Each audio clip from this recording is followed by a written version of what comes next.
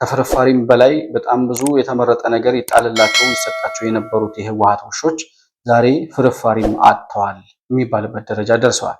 ህወሓት ለራሱ የጦር ታጣቂዎች የሚቀልበው ነገር አጥቷል። እንኳን አይደለም ለሚጮሁለት ውሾች የሚሰጠው ፍርፋሪ መጨረሻ ነው የሚሆነው።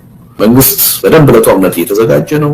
የጦርነት ፕሮፓጋንዳ እያካሄደ ነው። ነገር ግን ደግሞ በዲፕሎማሲው አሸናፊ ለመሆን ሰላም ወዳድ መስሎ ለመቅረብ ደግሞ ሲፈልግ ሲያስመስል ደግሞ እናያለን።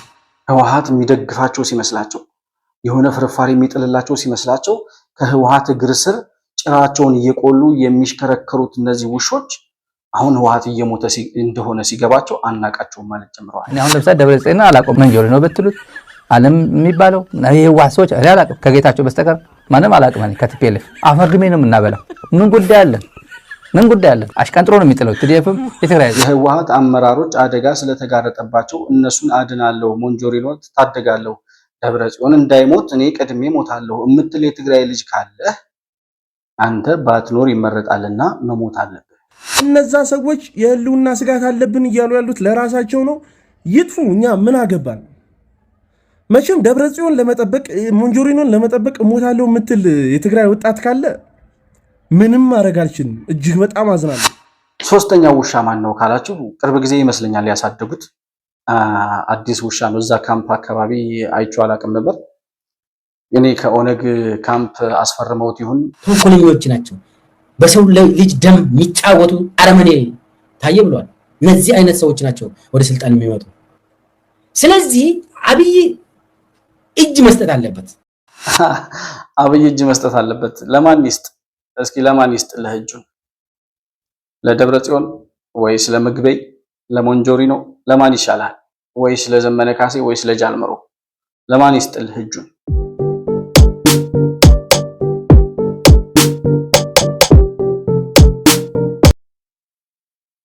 ሰላም ለእናንተ ይሁን። የተከበራችሁ የመሆን መልቲሚዲያ ቤተሰቦች እንደምን አላችሁ? ብሩክ የሾርቅ አሰፋ ነኝ ከመሆን መልቲሚዲያ የዛሬውን አጠር ያለ የመረጃ ፕሮግራም ይዘን ቀርበናል።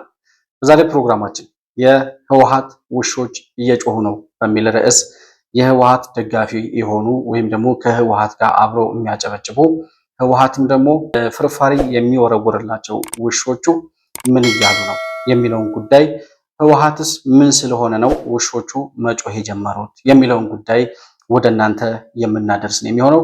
ውሾቹ እነማን ናቸው? ፍርፋሪ የሚወረወርላቸው እንዴት ነው? ህወሓት ምን ስለሆነ ነው ዛሬ እነዚህ ውሾች እያንባረቁ ያሉት በሚለው ጉዳይ ላይ ነው የምንወያየው። በዚሁ ሀሳብ ላይ እንግዲህ ያላችሁን የግል አስተያየት በኮመንት መስጫው ላይ ልታሰፍሩልኝ ትችላላችሁ። ማንኛውንም አይነት መረጃና አስተያየት ልታቀብሉን የምትፈልጉ ወዳጆቻችን ካላችሁ ደግሞ ከታች የምናስቀምጠውን ስልክ ቁጥር በመጠቀም በዋትስአፕ በኩል መረጃ ልትልኩልን እንዲሁም ልትጽፉልን ልትደውሉልን እንደምትችሉ እያስታወስኩኝ መሆን መልቲሚዲያን ላይክ፣ ሰብስክራይብ እና ሼር ማድረጋችሁን ሳትረሱ በሱፐር ቻት እና በሱፐር ስቲከር እንዲሁም ደግሞ ቻናላችን ሜምበር ወይም አባል ቤተሰብ በመሆን ድጋፍ ልታደርጉልን እንደምትችሉም እያስታወስኩኝ ከፕሮግራማችን ጋር አብራችሁ እንድትቆዩ በአክብሮት እጋብዛለሁ።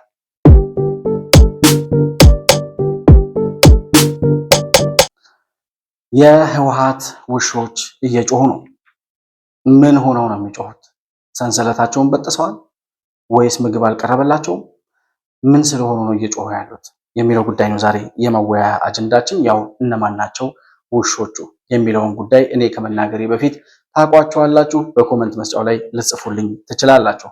ነገር ግን ህወሓት ምን እያለን ያለው የሚለውን ጉዳይ ስንመለከት ህወሓት እንግዲህ አምባገነን ከመሆን አልፎ አሸባሪ ድርጅት ሆኗል ተብሏል። አቶ ገብሩ አስራት ናቸው እንግዲህ ይህንን ስያሜ ያወጡት። እኛ ቆይተናል አሸባሪ ካልነው ሽብርተኛም ተብሎ ተፈርጆ ነበረ። ነገር ግን ያው የህወሓት አባል የነበሩ የህወሓት አንድ አካል የነበሩ ሰዎች ደግሞ ዛሬ ምናልባት ዛሬ ገብቷቸው ሊሆን ይችላል። ትላንትና በሰራነው ቪዲዮ ላይ አካተናቸው ነበር አስተያየታቸውን እና ህወሓት ከአምባገነንነት አልፎ አሸባሪ ሆኗል ብለዋል። የትግራይን ህዝብ በጭቆናና በባርነት ውስጥ እያኖረ ነው ያለው። አፋኝ የሆነ ገዳይ የሆነ አዋጅ አውጥቶ እስከ ሞት ፍርድ ድረስ የሚያስቀጣ የትግራይ ህዝብ ይህንን ጦርነት አሁን ወያኔ የሚጠራውን የክተት አዋጅ እድሜው ፈቅዶ ለጦርነት አልሳተፍም አልዋጋም ያለ እስከ ሞት ፍርድ ድረስ የሚያስቀጣ እስከ 15 ዓመት ድረስ የሚያሳስር አዋጅ አውጥቶ የትግራይን ህዝብ በዚህ አይነት አፈና ውስጥ እያኖረ ያለ ይሄ ሽብር ቡድን አሁንም ህዝቡ ከኔ ጋር ነው ይላል። እነ ዶክተር ደብረጽዮን ነዋሪውን ሰብስበው በየአዳራሹ ዛሬም በብልጽግና መቃብር ላይ ህልውናችን እናረጋግጣለን፣ ዛሬም የትግራይን ሉዓላዊነት እናስከብራለን፣ የሰማዕታቶቻችን አደራ እንፈጽማለን የማይሉት ነገር የለም። የሚያደነቁር ነገር ነው የሚናገሩት። የተለያየ አዳራሽ ላይ ያሉት የህወሓት ኃላፊዎች በሙሉ እየተነጋገሩ የሚያወሩ ይመስል አንድ አይነት መልእክት ነው የሚያወሩት። የሚያወሩት ስለ ጄኖሳይድ ነው፣ የሚያወሩት ስለ እልቂት ነው፣ የሚያወሩት አሁንም የትግራይ ህዝብ ተከባህ ልጠፋ ነው፣ ትግራይን ከምድረ ገጽ ሊያጠፋ የመጣ ኃይል መጥቷል ነው የሚሉት። እና ህዝቡን አዳራሽ ውስጥ ሰብስበው ህዝቡ ከጎናቸው ያለ ለማስመሰል እየሞከሩ ነው ያሉት። ይሄ የአምባገነኖች ባህሪ ያስታውሰናል።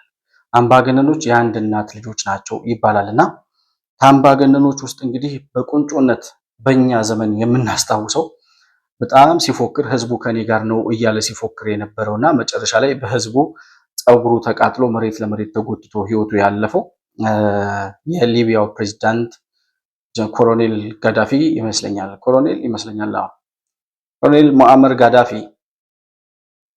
በሆነ ሰዓት ህዝቡ ታህሪር አደባባይ ላይ ወጥቶ በቃ ውረድልን እያለ ሲጮህ የሊቢያ ህዝብ ንቅል ብሎ ወጥቶ በቃ ጋዳፊ የሚባል ሰው ማየት አልፈልግም እያለ አደባባይ ላይ እየጮኸ አንድ ጋዜጠኛ የቢቢሲ ወይ የአልጀዚራ ጋዜጠኛ ቀርባ ስትጠይቀው ኖ ኖ ኖ ኖ ህዝቤ እኔ ሊደግፍ ነው አደባባይ የወጣው ይል ነበር። Me, all my people with me, they love me all. But if they do love you, They will die to protect me, my people. if you say they do love you, then why are they capturing Benghazi and they say they're against you there? Why are they in Zawiya? It is Qaeda, not my people. It is Qaeda. Al-Qaeda. Yes. Colonel Gaddafi, the President of the United States, the leaders of Britain and other leaders are calling on you to step down, to leave Libya, to leave your position of power. Will you do that?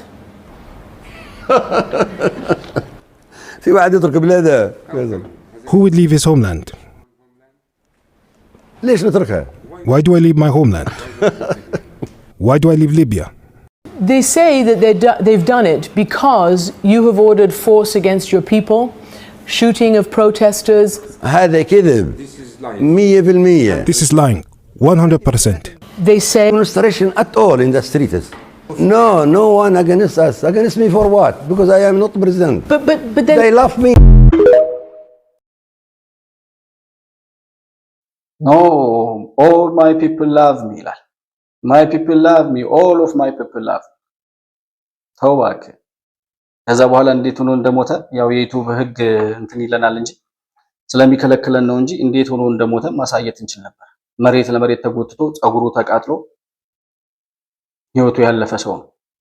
ያ ሁሉ ህዝብ አደባባይ ወጥቶ በቃኝ ከዚህ በኋላ እያለ እየጮኸ 40 ምናምን ዓመት ሊቢያን ገዝቶ በቃኝ ብሎ አሳልፎ የህዝቡን ተቃውሞ እንኳን አይቶ በቃኝ ብሎ መውረድና በክብር መኖር ሲችል እንደው ሊቢያ ውስጥ እንኳን አዲስ የሚመጣው መንግስት አያኖረኝም ቢል ልክ እንደ ሶሪያው ፕሬዝዳንት ወደ ሌላ ሀገር ሄዶ መኖር እየቻለ እንደዚያ ህይወቱ እስከሚያልፍ ድረስ ህዝቡ አደባባይ ወጥቶ እየጮኸ እኔ ሊደግፉኝ ወጡት ኖሞር ጋዳፊ እያለ ጋዳፊ ይሞት፣ ጋዳፊ ይውረድ፣ ጋዳፊን አንሱልን እያለ ህዝቡ ለአሜሪካና ለአውሮፓ ጥሪ እያቀረበ እሱ ግን ህዝቤ ይወደኛል ይል ነበር። አሁን ዶክተር ደብረጽዮን እያደረገ ያለው ነገር ይሄ ነው። ህዝቡ ትግራይ ላይ መውጣት ስላልቻለ ጌታቸው ረዳ ምንድን ያለው ትግራይ አዲስ አበባ ይሄንን ሰልፍ ለማድረግ የተገደድ ነው ትግራይ ክልል ሰልፍ መውጣት ስለማንችል ነው አለ። አሁን ዶክተር ደብረጽዮን በየአዳራሹ የሚሰበስባቸው በየቀበሌው በግድ ጠርቶ በየአዳራሹ ውስጥ የሚያስገባቸውና የሱ ደጋፊዎች እንደሆኑ አድርጎ የሚያወራባቸው የትግራይ ተወላጆች ወይም የትግራይ ህዝብ እድሉ ቢሰጠው በእርግጠኝነት እነዚያ ልጆቻቸውን አፍነው ሲወስዱባቸው ድንጋይ የወረወሩ እናቶች እድሉን ቢያገኙትና ትንሽ ቀዳዳ ቢከፈትላቸው ምን ሊያደርጉ እንደሚችሉ ያውቃል። ለዛ ነው የአፈና አዋጅ አውጥቶ እምቢ ያለ ይሄንን የትግራይ የህልውና አደጋ ለመጋፈጥና ለመታገል ፈቃደኛ ያልሆነ እስከ ሞት ፍርድ ድረስ ይቀጣል ብሎ እንግዲህ ወደ ጦርነት ባትሄድም ህወሓት ይገልሃል ማለት ነው። በጣም እኮ የሚገርም እኮ ነገር ነው። አይ እኔ መዋጋት አልፈልግም የህልውና አደጋ የለብኝም ያለ የትግራይ ወጣት ጦርነት ሂጅ አልሞትም ቢል ራሱ አልሄድም አልዋጋም በማለቱ ህወሓት የሞት ፍርድ ይፈርዳል። እንደዚህ አይነት ሰቆቃ ነው እየፈጸሙ ያሉት እነዚህ ሰዎች። እንደዚህ በአፈና በ21ኛው ክፍለ ዘመን የዚህ አይነት የአፈና አዋጅ አውጥተው አፍነው የያዙትን ህዝብ አሁንም ከጎናችን ነው ብለው ይፎክሩበታል። ከጎናችሁ እንዳልሆነ በተደጋጋሚ ታይቷል። ለማንኛውም ግን እነዚህ ሰዎች አሁን የትግራይ ህዝብ ላይ እየፈጸሙ ያሉት ነገር ምንድነው ብለን ጥያቄ ካነሳን 2010 ዓመተ ምህረት ወያኔ ተአምራዊ በሚባል ሽንፈት በነ ዶክተር አብይ እና በቲም ለማ በሚባለው ቅንጅትና ጥምረት በኢትዮጵያ ህዝብ መስዋዕትነት በወጣቱ ተጋድሎ ተሸንፎ ስልጣኑን ለቆ ወደ ትግራይ ባይሄድ ኖሮ ከውስጥ ኢህአዴግን ለማፍረስ የመጣው ኃይል በተቀናጀ መንገድ ህወሓት እንዲሸነፍ ባያደርግና መከላከያውና ደህንነቱን ቶሎ መቆጣጠር ባይችል ኖሮ ህወሓት እየገደለ እያፈነ ሊኖር እንደነበረ አሁን የትግራይ ክልል ላይ እየፈጸመ ያለው ነገር ማሳያ ነው። አዲስ አበባ ላይ ሊፈጽሙት የነበረውን ነገር ነው አሁን ትግራይ እየፈጸመ ያሉት። እንዲህ ነበር የሚያደርጉን። ባይዘወይ አሁን የትግራይ ህዝብ ሰቆቃ የኢትዮጵያውያን ሰቆቃ ነው ብለን የምንጮኸው ይሄ ቡድን እድሉን ቢያገኝ ኖሮ ትንሽ ጊዜ ቢሰጠው ኖሮ ያኔ ሊያደርግ የሚችለው ነገር በመላው ኢትዮጵያን ይሄን ነበር። እያንዳንዳችን የህልውና አደጋ ተጋርጦብን የሞት ፍርድ የሚያወጣ መሪ ነበር የሚኖረን። እነ ዶክተር አብይ በፖለቲካ ብስለትና ብልጠት መጥተው ይህን አሸባሪ ቡድን ወደ ትግራይ ወደ መቀመቅ ባይልኩልን ኖሮ በእርግጠኝነት አሁን ትግራይ ክልል ላይ ያወጣውን አዋጅ በመላው ኢትዮጵያ አውጥቶ አጋዚ በሚለው ጦር እያፈነ ወጣቱን ሁሉ እየገደለ እስከሚጠፉ ድረስ ሊኖሩ እንደነበረ ኢትዮጵያ እስከምትፈርስ ድረስ እንደዛ እያደረጉ እንደሚቀጥሉ በእርግጠኝነት መናገር ይችላል። በኢትዮጵያ ላይ ያቀዱትን ነው አሁን በትግራይ ክልል ላይ እየፈጸሙ ያሉት። ለዛ ነው በትግራይ ክልል ላይ የሚፈጸመው በደልና ሰቆቃ የመላው ኢትዮጵያውያን ነው ብለን ከትግራይ ህዝብ ጎን ለመቆም በምንችለው ሁሉ የምንሞክረው ለዛ ነው። እና አሁን ይሄ አሸባሪ ቡድን ወደ መጨረሻው ህዝቡ እየከዳው መሆኑ ሲገባው እየተሸነፈ መሆኑ የገባቸው ፍርፋሪ በደህናው ጊዜ በድሎቱ ዘመን በምቾቱ ዘመን ከፍርፋሪም በላይ በጣም ብዙ የተመረጠ ነገር ይጣልላቸው ይሰጣቸው የነበሩት የህወሓት ውሾች ዛሬ ፍርፋሪም አጥተዋል የሚባልበት ደረጃ ደርሰዋል። ህወሓት ለራሱ የጦር ታጣቂዎች የሚቀልበው ነገር አጥቷል። እንኳን አይደለም ለሚጮሁለት ውሾች የሚሰጠው ፍርፋሪ እና በየአቅጣጫው ውሾቹ መጮህ ጀምረዋል። ከውሾቹ አንደኛው ስታሊን የተባለው አሸባሪ ነው፣ የአሸባሪ ደጋፊ። ይሄ ሰውዬ ስታሊን የሚባለው የዛራ ሚዲያ ነው ምናምን ባለቤት የሆነ ጊዜ በሰሜኑ ጦርነት ሰሞን በህይወት ቁሜ ኢትዮጵያ ስትፈርስ በማየቴ እድለኛ ነኝ ብሎ የተናገረ እኔ በምን አይነት ሁኔታ እንደሆነ ባላቅም ለፍርድ መቅረብ አለባቸው። በማንኛውም አይነት ዲፕሎማሲ ተሰርቶ ኢትዮጵያ እንደዚህ አይነት ሽብር ይነዙ የነበሩ የኢትዮጵያ መፍረስ ከጠላት ጋር አብረው ሆነው ሲያፋጥኑ የነበሩ እንደዚህ አይነት ተልእኮ ያነገቡና የኢትዮጵያ መፍረስ ሲመኙ የነበሩ ሰዎች በእነሱ ላይ ፍትህ ሳይረጋገጥ መቅረት የለበትም ብዬ ከማምናቸው ሰዎች አንዱ ነው። በእርግጠኝነት ደግሞ ይሆናል። የሆነ ጊዜ የኢትዮጵያ መፍረስ በሚችሉት መንገድ ሁሉ ሲደግፉ የነበሩ ኢትዮጵያ በመፍረሷ ስትፈርስ በማየታችን ደስተኛ ነን ያሉት እነ ስታሊን በእርግጠኝነት በእነሱ ላይ ፍትህ ሳይረጋገጥ የሚቀርበት ነገር የለም የጊዜ ጉዳይ ካልሆነ በስተቀር እና ይሄ ሰውዬ ይጮሃል ይጮሃል ይጮሃል ይጮሃል። በቃ የሚሰማው የለም፣ ይጮሃል። ጮኸቱ ደግሞ በጣም ያስጠላል። በጣም የሚያቅለሸለሽ ድምፅ ነው ያለው። ውሻ እያላዘነ ሌሊት ሲጮህ ታስታውሳላችሁ? በቃ የሆነ የማላዘን ለቅሶ የሚመስል ጩኸት አላቸው ውሾች እና እንደውም እንደዛ ሲጮሁ ውሾች የሆነ የማላዘን አይነት የለቅሶ አይነት ጩኸት ሲጮሁ የሚሞት ሰው ታይቷቸዋል ማለት ነው የሚል ሀገራዊ ባህልም አለ፣ አካባቢያዊም ሊሆን ይችላል። እና አሁን እንደዛ ነው። ህወሓት ሲሞት ታይቷቸዋል መሰለኝ። እንደዛ ሌሊት እንደሚያለቅሱት ውሾች ነው የሚያላዝኑት። ስታሊን ምን ይላል? ስታሊን የኢትዮጵያ አየር መንገድ ወደ ትግራይ የሚያደርገውን በረራ አላቆመም። ያላቆመው ደግሞ ፌዴራል መንግስቱ ዓለም አቀፍ ጫና እንዳይመጣበት ፈርቶ ነው ይላል። ለምንድን ነው በረራ ያላቋረጠው? ዓለም አቀፍ ህብረተሰብ እንዳይኮነነው ነው። አብይ እንዳይኮነን ነው። ይሄው ማህበራዊ ኢኮኖሚያዊ ቆረጠው ቴሌፎን ቆረጠ እንትን በረራ ተቋረጠ እንዳይባልና በኤምባሲዎችም በተለያየ ነገር ፕሬሸር እንዳያርፍበት እንዳይመጣበት ነው። ገንዘቡን ዘግቶ ነዳጁን ዘግቶ ምናምን ማረብ ኢኮኖሚ ዘግቶ ሸቀጣሸቅ ዘግቶ ከዛ በኋላ ደሞዝ ምናምን ይባል ዘግቶ ከዛ የኢትዮጵያ አየር መንገድ ግን በሮ ይመጣል። ለዛውም አፕግሬድ አድርጎ ቦምባርዴር የነበረው ትንሹ አውሮፕላን የነበረው ወደ 737 ጨምሮ ከፍ አድርጎ ባዶ ይሄዳል። ወደ መቀለ አክሱም ባዶ ይሄዳል። ሰው ጭኖ እንዲመጣ ማለት ነው። እንደዛ ያደረገ ያለው ይሄ በትግራይ አካባቢ ያለው እንዝላልነት ከፍተኛ ኔግሊጀንስ አለ። ሳይንስ ኦፍ ኔግሊጀንስ አለ የሚታይ ነው። ባህሪያቸው ነው። ይሄ በጣም በብዙ መንገድ የሚታወቁበት ነው። ይሄ አብይ አህመድ ትውልድ ሌላ ትውልድ ነው። የትኛው ዓለም አቀፍ ጫና? አሁን እኮ ዓለም አቀፉ ማህበረሰብ ከኢትዮጵያ መንግስት ጎን ነው ያለው። ዓለም አቀፉ ማህበረሰብ እኮ ማዕቀብ የጣለው በህወሓት ባለስልጣናት ላይ እንጂ በመንግስት ባለስልጣናት ላይ አይደለም። የዓለም አቀፉ መንግስታትማ ህወሓትን ለማዳን 2013 እስከ 15 ምናምን ዓመተ ምህረት ድረስ ሞከሩ፣ ብዙ ታገሉ። ህወሓት እንደማይድን ገብቷቸው አይጭ ከሚሞት ሰው ጋር አንታገልም ብለው ተውት። አሁን ከፌደራል መንግስት ጎን ናቸው ያሉት። አሁን የአሜሪካው አምባሳደር አርቪን ማሲንጋ በቅርቡ ትግራይ ደርሰው መጥተዋል። አሁን ደግሞ ከሁለት ከሶስት ቀናት በኋላ ተመልሰው ይሄዳሉ እየተባለ ነው። ከትግራይ ይዘውት የመጡትን ምላሽ ፌደራል መንግስት ጋር ከተነጋገሩ በኋላ የፌደራል መንግስቱን የመጨረሻ ውሳኔ ሂደው ይነግራሉ ተብሎ ይጠበቃል። የፌደራል መንግስቱ ፕሪቶሪያ እንዲተገበር ይፈልጋል። ጊዜያዊ አስተዳደሩ ያፈረሱት አስተዳደር እንዲመለስ ዲዲአር ተግባራዊ እንዲሆን ይፈልጋል። ስለዚህ እነ ዶክተር ደብረጽዮን ደግሞ ይሄን የማድረግ ፍላጎት የላቸው። የመጨረሻው ውሳኔ ምንድነው? አርቪን ማሲንጋ ይዘውት የሚሄዱት ከዛ በኋላ ምን አይነት ምላሽ ይኖራል የሚለውን በሂደት የምናየው ነው።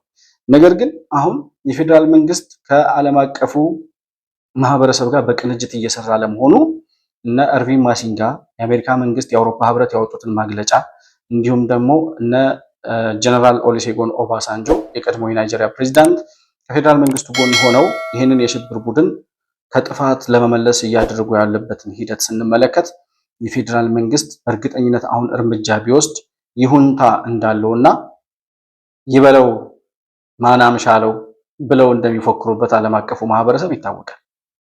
እና በረራ ያልቆመው በረራ የሚቆምበት ምክንያት ስለሌለ ወደ ትግራይ መሄድ የሚፈልግ ሰው መሄድ ይችላል፣ መሄድ ከፈለገ። ነገር ግን ወደ ትግራይ የሚሄድ ሰው ስለሌለ እዛ ሄጄ ጦርነት አልገባም ብሎ አዲስ አበባ የተቀመጠ ሰው ምን ሊያደርግ ወደ ትግራይ ይሄዳል? በአሁኑ ሰዓት ግን ወደዛ የሚሄድ ሰው ስለሌለ ከዛ የሚመጡት መቅረት የለባቸው። ስታሊን እያለቀሰ ያለው ከዚህ ባዶውን ይሄዳል፣ ከዛ ሰው ጭኖ ይመጣል። አዎ ሰው ጭኖ ይመጣል። ምን ጥያቄ አለው? የምንፈልገው እኮ እዛ ያለው ሰው እንዲወጣ፣ በተለይ ወጣቱ እንዲወጣና ለጦርነት ማገዶ የሚያደርጉት አካል እንዲያጡ ነው። እነ ደብረጽዮን እየታገልን ያለ ነው። እና ዋናው የጦርነቱ ወይም ደግሞ ህወሓትን የማዳከም አንዱ ስትራቴጂ እንደሆነ አልገባቸውም የህወሓት ውሾች። እንዴት ባዶውን አውሮፕላን ሂዶ እንዴት ከትግራይ ሰው ይዞ ይመጣል ይላሉ። እነሱ የሚፈልጉት አሁንም ወጣቱ እዛው እንዳለ መውጫ አጥቶ አሁንም ታፍኖ እንዲሞት ነው የሚፈልጉት። ነገር ግን የትግራይ ህዝብ ተቆርቋሪ ነን ምናምን ይላሉ። ከሰሜኑ ጦርነት አይዟችሁ አጆሃ ብለው ያን ሁሉ ወጣት ያስጨረሱት እነ ስታሊን ማለት ናቸው። ይህን ሁሉ ሲፎክር የነበረው ሰው ደግሞ አሁን ወደ መጥፊያቸው እየተቃረቡ መሆኑ ሲገባው ይመስለኛል። በቃ ህወሓት እንደማይድን እየገባው ሲመጣ ይመስለኛል። አላቃቸውም ይላል። እኔ ወላ ደብረጽዮን ወላ ሞንጆሪኖ እና አላቃቸውም፣ ማንንም አላቅም። እኔ አሁን ለምሳሌ ደብረጽዮን አላውቀውም፣ ሞንጆሪኖ ብትሉት ዓለም የሚባለው የህወሓት ሰዎች እኔ አላውቅም፣ ከጌታቸው በስተቀር ማንም አላውቅም። እኔ ከቲፒኤልኤፍ አፈር ድሜ ነው የምናበላው። ምን ጉዳይ አለን? ምን ጉዳይ አለን? አሽቀንጥሮ ነው የሚጥለው ቲዲኤፍም የትግራይ ህዝብ። እንደዚህ አይነት ድርጅት አሰዳቢ የሆነ ሰው አሽቀንጥሮ እሱ ማሰር ነው፣ ተመልሶ እሱ ማሰር። እኔ ብሆን እንደዛ ነው የማደርገው። አቅም ቢኖረኝ እንደዛ ነው እንጂ የ76 ዓመት እናት አላስርም። ምንም ወንጀል ቢሰሩ ምንም ይህን እንኳን ማስተካከል አይችልም። ቢነገረው አይሰማም። የራሳቸው ጉዳይ ነው እሱ። በዚህ ጊዜ እነዚህ መከተ እያሉ እንደዚህ አይነት ስህተት ይሰራሉ ብሎ ማገመቱ አሰዳቢዎች ናቸው። እንደዛ ብዬ ነው ማለት። ኧረ አንዱን ምረጡ። ወይ እናቃቸዋለን ወዳጆቻችን ናቸው እንደግፋቸዋለን በሉ፣ ወይ ደግሞ አናቃቸውም እነዚህን አሸባሪዎች ከየት እንደመጡ ማናቅም ብላችሁ እኛ እንደምንለው ከትግራይ ህዝብ ጎን ቆሙ። ጊዜ ይፈርዳል። ከነገ ወዲያ የትግራይ ወጣቶች ደም እናንተን ይፋረዳችኋል። ተው። የኢትዮጵያ መስዋዕትነት የኢትዮጵያ መከላከያ ሰራዊት እየከፈለ ያለው በእርስ በርስ ጦርነት እየከፈለ ያለው መስዋዕትነት ነገ ከነገ ወዲያ ይፋረዳችኋል። ወይ ከህዝብ ጎን ቁሙ፣ ወይ ለይቶላችሁ ከአሸባሪዎቹ ጋር ነን በሉ። አንዴ መደገፍ አንዴ መስደብ፣ አቋም የሌላቸው እንደዋዠቁ የሚኖሩ ለራሳቸው ክብር የሌላቸው በቃ በተወረወረላቸው ፍርፋሪ ልክ የሚያስቡ ህወሓት የሚደግፋቸው ሲመስላቸው የሆነ ፍርፋሪ የሚጥልላቸው ሲመስላቸው ከህወሓት እግር ስር ጭራቸውን እየቆሉ የሚሽከረከሩት እነዚህ ውሾች አሁን ህወሓት እየሞተ እንደሆነ ሲገባቸው አናቃቸውም ማለት ጀምረዋል። በጣም አስገራሚ ነገር፣ በጣም አስገራሚ የሚለው ነገር ከሚገልጸው በላይ የሰው ልጅ እንደዚህ በዚህ ልክ እንዴት ክብሩን ያጣል? በዚህ ልክ እንዴት ውለቢስና አቋመ ቢስ ይሆናል? እንዴት ትልቅ ሰው ነው ስታሊን አይደለም? እድሜ አላነሳቸውም እኮ እነዚህ ሰዎች። ማገናዘብ እውነትና ውሸቱን መለየት እንዴት እንደሚያቅተው ሰው አይገባኝም። ቢያንስ ለራስ ክብር እንዴት አይሰጥም ሰው? የሆነ ሆኖ የስታሊንን ለቅሶ ከተመለከትን በኋላ ልደቱ አያሌው ደግሞ ወደ ቤቱ ተመልሷል የሚል ርዕስ ይዘናል። ልደቱ አያሌው ወደ የትኛው ቤቱ ነው የተመለሰው? ላሊበላ ወደ ሰራው ሪዞርት ያ መከላከያ ሰራዊት ካምፕ አደረገብኝ፣ ተወሰደብኝ ምናምን እያለ ሲፎክርበት ሲያለቅስበት የነበረው አይደለም። እሺ እዚህ ደብረ ዘይት ያለው ባለጅ ፕላስ 3 አፓርታማው እናቱ የሚኖሩበት ከዛ ተወረሰብኝ ተቀማው ምናምን ብሎ ሲያላዝንበት የነበረው ወደ የትኛው ቤቱ ነው የተመለሰው? የልደቱ ዋናው ቤቱ የህወሓት ቤት ነው እና ወደ ህወሓት ርስት ተመልሷል። ወደ ህወሓት እልፍኝ ገብቷል ተመልሶ ልደቱ አያሌው። የህወሓት እልፍኝ ውስጥ ገብቶ ስለ ህወሓት ሲፈተፍት ተመለከት ነው። ባይዘዌይ ከምርጫው በኋላ ምርጫው 2018 ዓ.ም ግንቦት 24 ቀን ከተደረገ በኋላ ልደቱ አያሌው ድምፁን አጥፍቶ ነበር። ጭራውን ቆልፎ ጠፍቶ ነበር። ያ ሁሉ ህዝብ አደባባይ ወጥቶ ድምፅ ሲመርጥ ህዝቡን መንግስትን ሲመርጥ አይቶ በድምፁ የሚመራኝን መንግስት የምመርጠው እኔ ነኝ ብሎ እየተፎከረበት ትገደላለህ እየተባለ ወጥቶ ህዝቡ ሲመርጥ ካየ በኋላ ድምፁን አጥፍቶ ነበር። ያኔ በምርጫው ማግስት ሁለተኛው ሶስተኛው ቀን ላይ ይመስለኛል ከ4 ዓመት በፊት እንደዚህ ጽፌ ነበር ብሎ ከለጠፋት ጽሁፍ በስተቀር ከምርጫው በኋላ ምንም ነገር አልጻፈም፣ ምንም ነገር አላወራም ነበር። አሁን የህወሓት እልፍኝ ውስጥ ገብቶ በድምፅ ወያኔ በኩል ብቅ ሲል አየን። እንግዲህ ድምፅ ወያኔ ከሌላ ቻናል የወሰድነው ብሎ ስላልተናገረ ያው ድምፅ ወያኔ ላይ ቀርቦ እንደተናገረ ነው መረጃውን የምናቀርበው። ድምፅ ወያኔ ላይ ቀርቦ ምን አለ? ጦርነቱ ከተጀመረ አለ ጦርነቱ የፌዴራል መንግስት ለጦርነቱ የተዘጋጀ ነው። ይሄ ጦርነት ከተጀመረ ደግሞ የታሪካችን አስቀያሚው ጦርነት ይሆናል ይላል። በሀገሪቱ ያለውን ወቅታዊ የፖለቲካ ሁኔታን አስመልክተው ምልከታቸውን ያስተላለፉ የፖለቲካ ተንታኙ አቶ ልደቱ አያሌው በሀገሪቱ አሁን ጦርነት ከተቀሰቀሰ እጅግ የከፋና በኢትዮጵያ ታሪክም አስቀያሚው ይሆናል በማለት ተናግረዋል። የብልጽግና ስርዓት ሊጀምረው ያሰበውን ጦርነት ለመሸፋፈን የውሸት ፕሮፓጋንዳን እየነዛ ኋላ ሳልፈልግ ተገድጄ የገባው ለማለት እድል እያመቻቸ መሆኑንም አክለው ተናግረዋል። አሁን እየታሰበ ያለው ጦርነት ከተነሳ በታሪካችን በጣም አስቀያሚው ጦርነት ይሆናል የሚል እምነት አለኝ። የመጨረሻው መጨረሻ ነው የሚሆነው። መንግስት በደንብ ለጦርነት እየተዘጋጀ ነው። የጦርነት ፕሮፓጋንዳ እያካሄደ ነው። ነገር ግን ደግሞ በዲፕሎማሲው አሸናፊ ለመሆን ሰላም ወዳድ መስሎ ለመቅረብ ደግሞ ሲፈልግ ሲያስመስል ደግሞ እናያለን። በዚህ አይነቱ ማስመሰልና ታይታ የትም መድረስ አይቻልም። በሐቅም የኢትዮጵያን ፖለቲካ ብንጋፈጠው ቀላል ነገር አይደለም። የዲፕሎማሲ ስራ፣ የፕሮፓጋንዳ ስራ፣ የፖለቲካ ስራ ነው አሁን እየተሰራ የምናየው እና በመንግስት በኩል ረፉ በሏቸው ሄዱና ሸምግሏቸው የሚለው ሌላ ምክንያት አይደለም። ያው ባለፈውም ጦርነት ሲያደርገው አይተናል። ጦርነት ሳልፈልግ ነው ተገድጄ ነው የገባሁት የማለት ፍላጎት ነው። እሺ ክደቱ አያሌው፣ ቅዠቱ አያሌው፣ አሁን ደግሞ ምን እንበለው? ህወሓቱ አያሌው። የትኛው ጦርነት ነበረ ቆንጆ ጦርነት? የጦርነት ቆንጆ የጦርነት አስቀያሚ እያለ ስለ ጦርነት ውበት የሚያወራው ልደቱ አያሌው ብቻ ነው በዚህ ምድር ላይ። እኛ እስከምናውቀው ድረስ የጦርነት ውበት፣ የጦርነት ቁንጅና፣ የጦርነት መልካምነት ታይቶን አያውቅም። በታሪካችን የተደረጉ ጦርነቶች በሙሉ አስከፊና አስቀያሚ ጦርነቶች ነበሩ። በጣም ትልቁ ጦርነት የነጻነት ተጋድሎ የተደረገበት የአድዋ ድል እንኳን የተገኘው ድል ምንም እንኳን አንጸባራቂ ቢሆንም በመላው ዓለም ያኔ ግን እጅግ በጣም ብዙ ኢትዮጵያውያን መስዋዕት ሆነዋል። በጣም ብዙ አስክሬን የተለቀመው፣ በጣም ብዙ ሰዎች ናቸው ህይወታቸውን ያጡት። ብዙ ድል ያደረግንባቸው ጦርነቶች በጉራ፣ በጉንደት፣ በማይጨው እያልን ማንሳት እንችላለን። እነዚህ ሁሉ ጦርነቶች ግን በጣም ብዙ ዋጋ ያስከፈሉ፣ በጣም ብዙ ኢትዮጵያውያን መስዋዕት የሆኑበት አሰቃቂና አስከፊ ጦርነት ነው የተደረገው። የሰሜኑን ጦርነት አሁን ቅርብ ጊዜ የተደረገውን ብናነሳ ከ600,000 በላይ የትግራይ ወጣቶች ያለቁበት፣ መከላከያ ሰራዊትና የተለያዩ ኢትዮጵያውያን ንጹሃን ኢትዮጵያውያን ዋጋ የከፈሉበት አሰቃቂ የሚለው ነገር ከሚገልጸው በላይ የተከፈለበት ጦርነት ነው እና አሁን ልደቱ ምን ይላል? ይሄ ጦርነት ከተጀመረ በታሪካችን አስቀያሚው ጦርነት ይሆናል። የጦርነት መልካም የጦርነት ቆንጆ አይተን ስለማናቅ ይህንን በዚህ እንለፈውና ቀጣይ ምን አለ ልደቱ አያሌው? መንግስት ለጦርነት እየተዘጋጀ በሌላ በኩል ደግሞ ሰላም ፈላጊ መስሎ ይቀርባል ይላል። ሰላም ፈላጊ መስሎ ሳይሆን ሰላምን ፈልጎ ያሸነፈውን ኃይል ፕሪቶሪያ ወስዶ ከሞት ያዳነ መንግስት ነው። መስሎ ሳይሆን ሆኖ ከህወሓት ጋር ብቻ ሳይሆን ከጃልመሮ ጋር ዛንዚባር ነው ታንዛኒያ ሄዶ ተደራድሮ ጃልመሮ የሚባል ደንቆሮ ኦሮሚያ ክልልን ስጡኝ ሲል ሂጅ ቆሻሻ ብለው አባረሩት እንጂ እዛ ድረስ ሄዶ ተደራድሯል። የአማራው ሸኔ የት አካባቢ ይሁንላችሁ፣ በማን ይሁንላችሁ፣ ድርድሩ መቼ ይሁንላችሁ፣ በፈለጋችሁት ቦታ ጊዜና ሰዓት በፈለጋችሁት አደራዳሪና በፈለጋችሁት ሀገር ላይ መደራደር እንችላለን ብሎ የፌዴራል መንግስቱ በይፋ ተናግሯል። ይሄ መምሰል ነው? ህወሓትን ፕሪቶሪያ ወስዶ የሰላም ስምምነት መፈራረም ማለት የሰላም ፈላጊ መስሎ መቅረብ ነው ወይስ መሆን? እንደዚህ ነው። አየህ፣ የህወሓት ውሾች እንደዚህ ነው የሚጮሁት። በቃ ህወሓት የሚፈልገውን ጩኸት ነው የሚጮሁት። አሳዳጊያቸው የነገራቸውን ነገር ነው የሚያላዝኑት ጊዜ።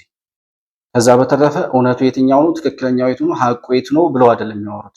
በተወረወረላቸው ፍርፋሪ ልክ፣ በኢምፖዝ በተደረገባቸው የህወሓት የዘረኝነት ፖለቲካ ልክ ገዳይ ማነው ወላጅ አባታቸው እንዳይሞትባቸው እየተፍጨረጨሩ ጩኸታቸውን እያሰሙ ያሉት የህወሓት ውሾች ሰላም አልፈልግም ብሎ ጦርነት እያወጀ ያለውን የህወሓት ቡድን የሱ ካምፕ ውስጥ የሱ እልፍኝ ውስጥ ይሄዱና ጦርነት እያወጀ ላለው አካል ምን ይሉታል?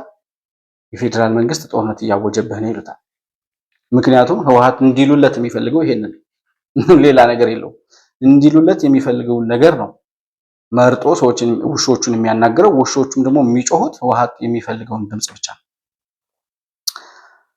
እና እንደ መፍትሄ ሲያቀርብ ልደቱ አያሌው ምንም እንኳን መፍትሄ የሚያቀርብ ሰው ባይሆንም ሁለቱም ከጦርነት ቢቆጠቡ ጥሩ ነው ይላል። የቃላቱን ጦርነት አቆሞ በሀቅ እና ከልብ ይሄ ጦርነት ማንንም እንደማይጠቅም ብቻ አይደለም ከፍተኛ የሆነ የህዝብ እልቂት የሚያስከትል መሆኑን አምኖ ከልብ ወደ ጦርነት ላለመግባት መወሰን ነው ለሁለቱም ወገኖች የሚጠቅማቸው። በተለይ ደግሞ መንግስት ስትሆን አገር ስታስተዳድር የበለጠ ኃላፊነት አለብህ። መንግስት ምንም ራሱም አይጠቀምም፣ ህዝብም አይጠቀምም፣ አገርም አትጠቀምም ከጦርነት እና ከእንዲህ አይነት የጦርነት አባዜ ወጥቶ በጦርነት እጠቀማለሁ ከሚል አመለካከት ወጥቶ እውነተኛ ሰላም ሀገሪቱ ውስጥ እንዲመጣ መስራት ያለበት ይመስለኛል። መንግስት አሁን እያደረገው ያለው ተመሳሳይ ነገር ነው። ላለፉት 5-6 ዓመታት ሲያደርገው የነበረውን እንትኖች የፕሮፓጋንዳ ቅኝቱ ያው የዛሬ 4 ዓመት ጦርነት ሊጀምር ሲል የነበረው አይነት ቅኝት ነው። ተመሳሳይ ነገር ነው። እንደምን ቀረን ያን ያደርገነው አሁን ያላደረግነው እያሉ ሊስት እያዩ እያነበቡ ሊሰሩ ነው የሚመስሉት። ለውጥ የለውም። እንዳውም ያሁንኛው የበለጠ ግልጽ ነው ለኔ። ከዛ ሲቀጥል የፌዴራል መንግስት ደግሞ የበለጠ ኃላፊነት አለበት። መንግስት ሲሆን የበለጠ ኃላፊነት ሊሰማው ይገባል ይላል። ቆይ መንግስት መሆኑን አመንክ ወይ? አገዛዝ ስትሉት ነበረ። መንግስት የለም ኢትዮጵያ ውስጥ ስትሉ ነበረ። አሁን መንግስት እንደ መንግስት ወደ ሰፊ ሆኖ ከሌሎች በተሻለ ነገሮችን ዋይዝ ሆኖ ማየት አለበት ማለት ከጀመርክ መንግስት መሆኑን አመንክ ወይ? በመጀመሪያ ደረጃ የኢትዮጵያ ህዝብ የመረጠውን መሪ፣ የኢትዮጵያ ህዝብ የመረጠውን መንግስት አገዛዝ እያላችሁ ስትጠሩ የኖራችሁት እናንተ ናችሁ። አሁን መንግስት ስለሆነ ኃላፊነት ሊሰማው ይገባል ማለት ደረጃ ላይ ከደረስክ የኢትዮጵያ መንግስት መሆኑን አምነሃል ማለት ነው። አንተ አመንክ አላመንክ መንግስትነቱን አታጸድቀውም፣ አትነሳውም። ነገር ግን አመናችሁ ማለት ነው። አሁን መንግስት መኖሩን ሀገር የሚጠብቅ የእናንተን ፕሮፓጋንዳ የማይሰማ ከጠላት ጋር ተጋድሎ ሀገርን ሉዓላዊነቷን አስከብሮ መኖር የሚችል አሸባሪዎችን ማጥፋትና መደምሰስ የሚችል መንግስት፣ ጉልበተኛ መንግስት መኖሩን አመናችሁ ማለት ነው። ይሄ በጣም ይበል የሚያስብል ነው። ሌላው ለልደቱ አያሌው ያልቅለታል ይሄ ጦርነት ካል አሁን ኢትዮጵያ ምናልባት የቀድሞውን ስህተት የምንፈጽምበት ነው እና አሁንም የመፍረስ አደጋ ሊያጋጥማት ይችላል ይላል። ጭንቅላት ይፍረስና እድሜ ልካቸውን ኢትዮጵያ ስትፈርስ የምትታያቸው ሰዎች እኔ እኮ ድምጻቸውን ባልሰማ ራሱ ደስ ይለኛል፣ ግን የሚያስቡትን ነገር ህዝቡ መስማት ስላለበት ማን የት ቦታ ሄዶ እንደሚያወራ ህዝቡ እንዲያውቅና እናንተም እንድትረዱ ስለምፈልግ እና አሁን የመጨረሻው ነው ይላል። በቃ የመጨረሻ ወደኋላ ማንመለስበት ጦርነት ይላል። አዎ የመጨረሻው የዘረኝነት ፖለቲካ መጨረሻ፣ የብሔርተኝነት ወላጅ አባት የሚቀበርበት፣ ዘረኝነት የሚሞትበት፣ ኢትዮጵያ በሉዓላዊነቷ ተከብራ የምትቀጥልበት፣ ከዛም ሲያልፍ ኢሳያስ አፈወርቂ የሚባል አሸባሪ ቡድን ህወሓትን አግዛለሁ ብሎ ከመጣ እሱም ከኤርትራ ዙፋን ላይ የሚገለበጥበት፣ የባህር በራችንን ያረጋግጠን ወደ ቀይ ባህር የምንወጣበት የመጨረሻው የሉዓላዊነታችን ማረጋገጫ፣ ጠላቶቻችን የምንደመሰስበት የመጨረሻው ጦርነት ይሆናል። ይሄ እውነት ነው። ከዛ በተረፈ የፌዴራል መንግስት ያልቅለታል፣ ይሸነፋል ብላችኋል። እድሜ ልካችሁን እስከዛሬም ስታወሩ ነበር። ከ2013 ከ2010 ዓ.ም ጀምሮ እያወራችሁ ነው። የፌዴራል መንግስት አለቀለት፣ ዛሬ ሊሞት ነው፣ መስከረምን አያልፍም፣ 2016ን አይሻገርም ስትሉ ይሄው እስከዛሬ ድረስ አለ። 9 ዓመት ሊሆነው ነው። ጠላቶቹን እየደመሰሰ ጠላቶቹን እያጠፋ እሱ እየጠነከረ ጉልበቱ እየደደረ ይዞታውና ግዛቱ እየሰፋ ተቀባይነቱ በዓለም ላይ እየተንሰራፋ ያለ ሀያል የኢትዮጵያ መንግስት ሆኗል ዛሬ። ይሄን እውነት እየመረራችሁም ቢሆን የምትወጡት ነው። እናንተ ስትፈርስ ትታያችኋለች፣ ኢትዮጵያ ግን እየተገነባች ነው። እናንተ ስትበታተን ትታያችኋለች፣ ኢትዮጵያ ግን በሀገራዊ ምክክር ኮሚሽን አንድነቷን እያጸናች ነው። እውነታው ይሄ ነው። መሬት ላይ ያለው እውነት ይሄ ነው። የኢትዮጵያ ጠላቶች እየመረራችሁ የምትወጡት ነገር ይሄ ነው እና ሁለተኛው የህወሓት ውሻ ልደቱ አያሌው ይባላል።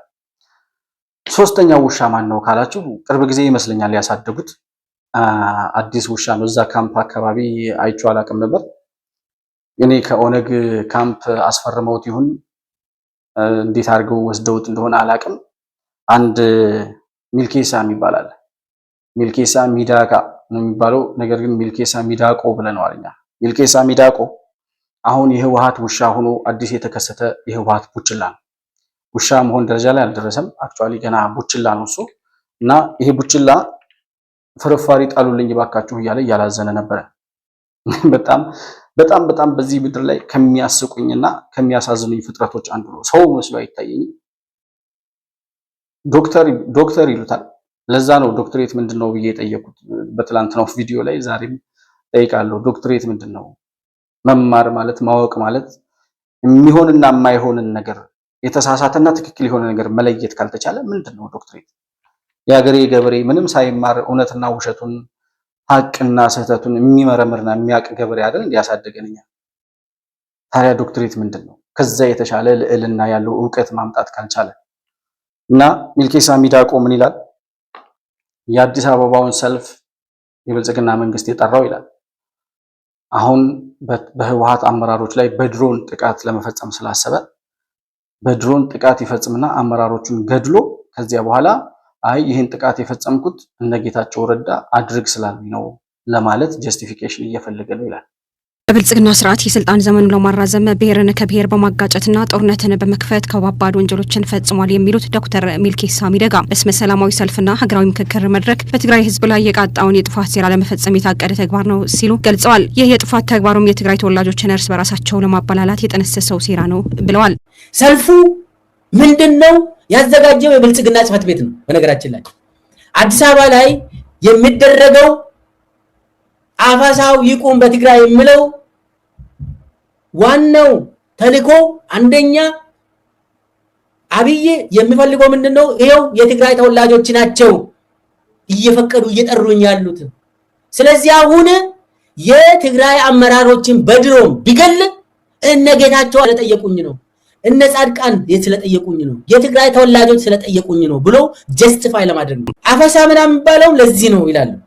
አሁን በሌላ በኩል አፈሳማ ከሆነ በጣም የሚገርም ኦሮሚያ ላይ አማራ ክልል ላይ አፈሳ እየበዛ ነው። ኢትዮጵያ ላይ አዲስ አበባ ጭምር አፈሳ አለ በአሁኑ ሰዓት። አሁን ከአንድ ሁለት ሳምንት በፊት አዳማ ላይ መከላከያ ሰራዊት አመራሮችና የኦሮሚያ ጸጥታ መዋቅር ኃላፊዎች ተሰብስበው ኦሮሚያ ላይ የተጣለ ኮታ 300,000 በላይ ነው ተባለ። ኦሮሚያ 300,000 ወጣት አሁኑኑ ማስረከብ አለባት ተባለ። 8 ዓመት ሙሉ ተዋጋ አይደል አብይ?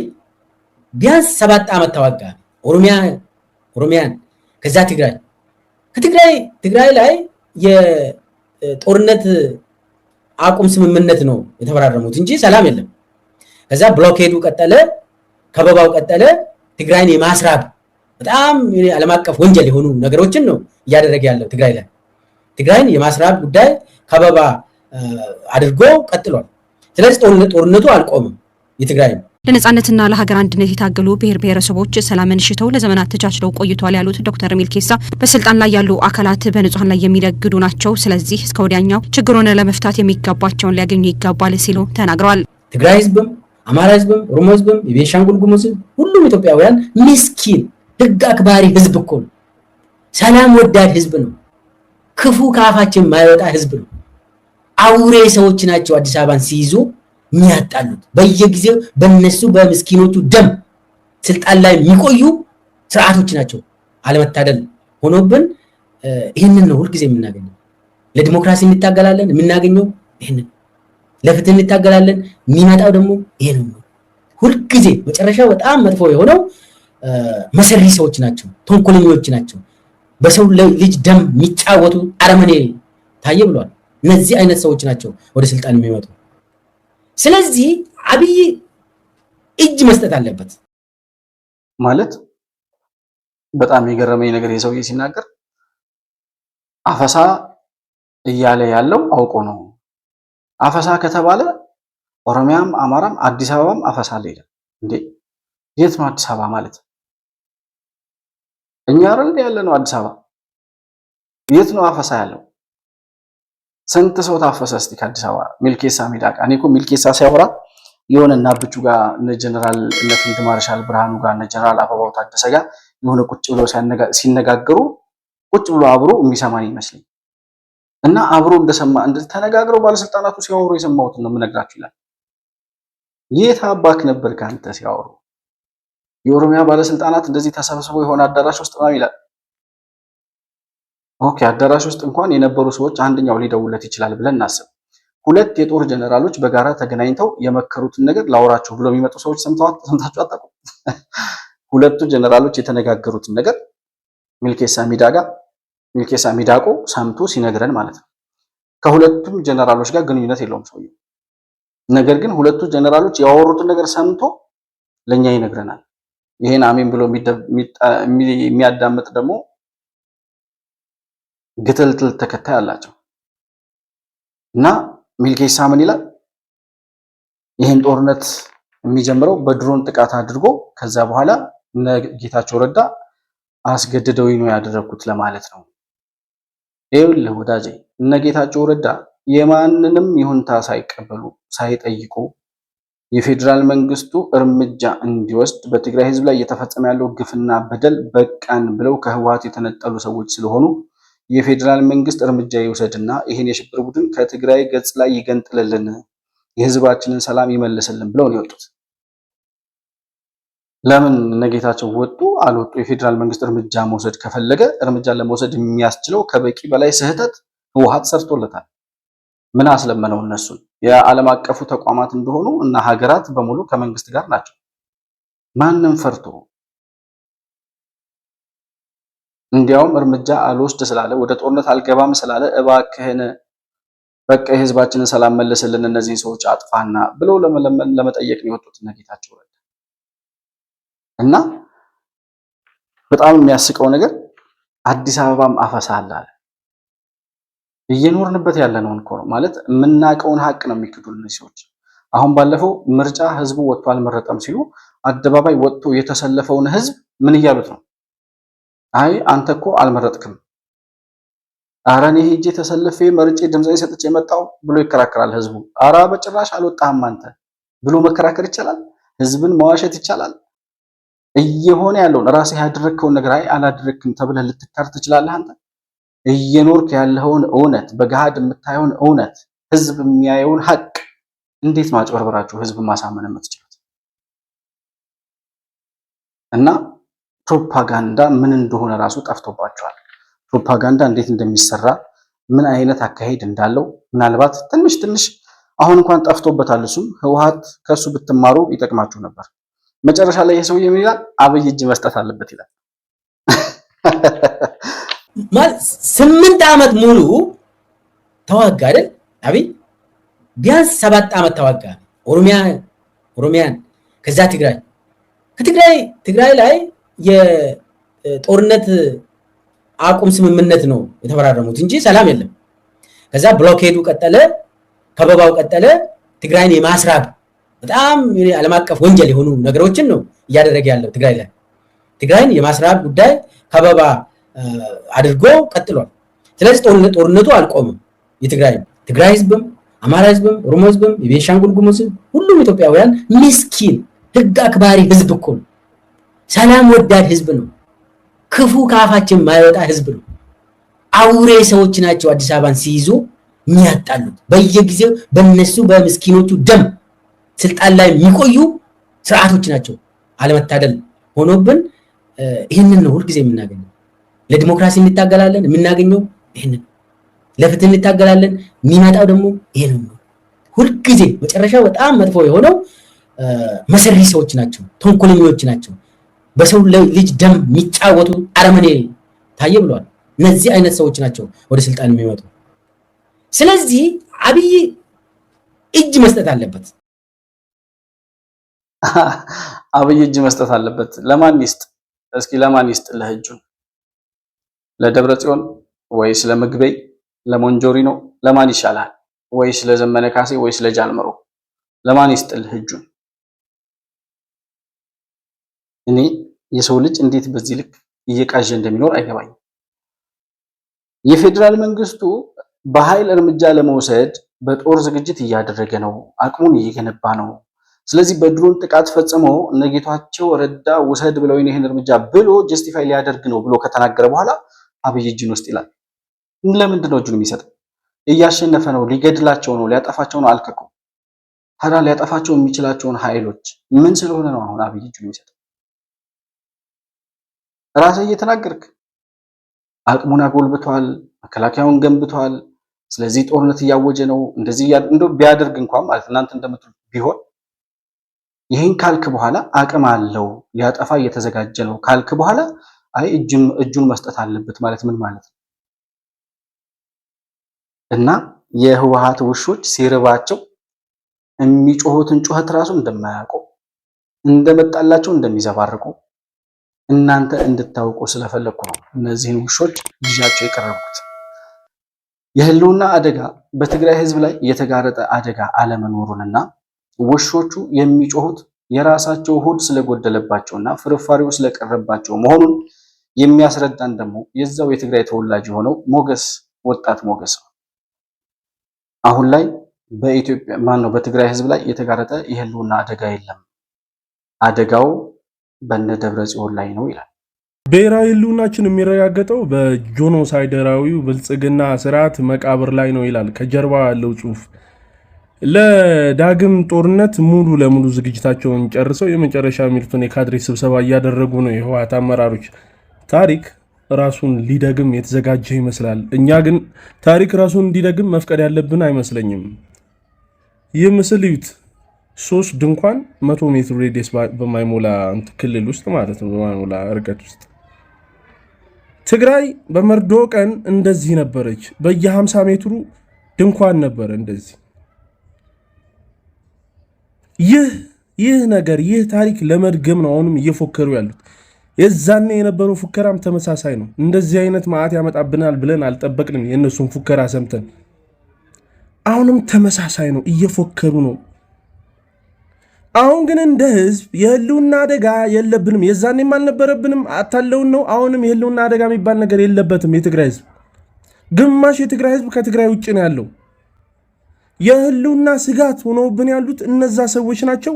እነዛ ሰዎች የህልውና ስጋት አለብን እያሉ ያሉት ለራሳቸው ነው። ይጥፉ፣ እኛ ምን አገባን? መቼም ደብረ ጽዮን ለመጠበቅ ሞንጆሪኖን ለመጠበቅ እሞታለሁ የምትል የትግራይ ወጣት ካለ ምንም ማድረግ አልችልም። እጅግ በጣም አዝናለሁ። ነገር ግን ነቃ ደንገጥ በል። እስካሁን በፕሮፓጋንዳ ደንቁረ ከሆነ ንቃ እያልኩ ነው። አሁን የሚካሄድ ጦርነት ካለ ይህ ጦርነት ያንተ ጦርነት አይደለም። ያለፈውም ጦርነት ተታለ ተገደ የገባበት ነው እንጂ ያንተ ጦርነት አልነበረም። ይዘናችሁ እንጥፋ ነው እያሉን ያሉት እነዚህ ሰዎች። እምቢኛ እንጠፋም በላቸው። እኛ የህልውና ስጋት የለብንም። ሰርተን ማደግ መለወጥ እንፈልጋለን። ስጋቶቻችን እናንተ ናችሁ ማለት መቻል አለብን። አጃቢዎቻቸው ሳይቀር ጥላችኋቸው ጥፉ ጎበዝ። እነዚህ ሰዎች ያጠፉናል። ሰላም ለትግራይ ህዝብ፣ ይመቻችሁ። አሁን በትግራይ ህዝብ ላይ በትግራይ ወጣት ላይ የተጋረጠ የህልውና አደጋ የለም። የህልውና አደጋ ከተጋረጠ የተጋረጠው በህወሓት አመራሮች ላይ ነው። የህወሓት አመራሮች አደጋ ስለተጋረጠባቸው እነሱን አድናለሁ፣ ሞንጆሪኖ ታደጋለሁ፣ ደብረጽዮን እንዳይሞት እኔ ቀድሜ ሞታለሁ እምትል የትግራይ ልጅ ካለ አንተ ባትኖር ይመረጣልና መሞት አለብህ።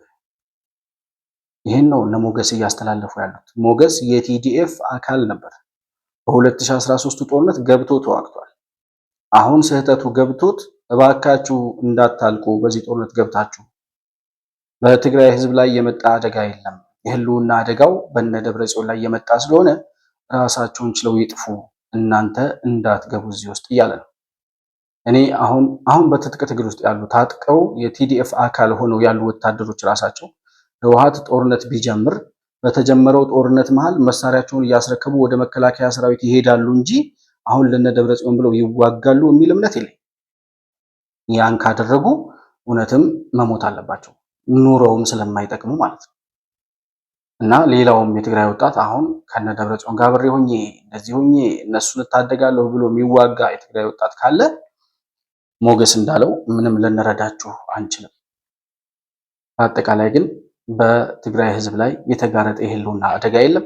የህልውና አደጋው የተጋረጠው በነ ዶክተር ደብረጽዮን ላይ እና 10-15 በማይሞሉ አመራሮቹ ላይ ነው። እነሱ ላይ የማይቀር የማያዳግም እርምጃ እንደሚወሰድ በእርግጠኝነት እናገራለን። ውሾቹም እየጮሁ ያሉት እነ ደብረጽዮንም የሚያላዝኑት የራሳቸው የህልውና አደጋ እንደተጋረጠባቸው ስለሚያውቁ፣ ስለዚህ እውነታው ይሄ ነው። እውነታውን ተረድቶ የፌዴራል መንግስት በሚወስደው እርምጃ ላይ ከጎን መቆም፣ ከዛ በተረፈ ራስን በተቻለ መጠን እነ ደብረጽዮን ከሚገኙበት አካባቢ ማራቅ ይመከራል። በማንኛውም ሰዓት ፌዴራል መንግስት እርምጃ መውሰድ ሊጀምር ስለሚችል ማለት ነው። በቀጣይ የሚሆኑ አዳዲስ ክስተቶችን ግን በቀጥታ ወደ እናንተ ይዘን ሳይቀዘቅዝ በትኩሱ የምናደርስ መሆኑን ቃል እየገባን ለዛሬ የነበረኝን ፕሮግራም በዚሁ አጠናቅቃለሁ። ማንኛውንም አይነት ሀሳብና አስተያየት በኮመንት መስጫው ላይ ልትጽፉልኝ ትችላላችሁ። እንዲሁም ደግሞ ልታገኙን ልትደውሉልን የምትፈልጉ ወዳጆቻችን ካላችሁ ከታች የምናስቀምጠውን የዋትሳፕ ስልክ ቁጥር ተጠቅማችሁ ደውላችሁ ልታገኙን፣ መረጃም መልእክትም ልታቀብሉን እንደምትችሉ በድጋሚ ለማስታወስ እወዳለሁ።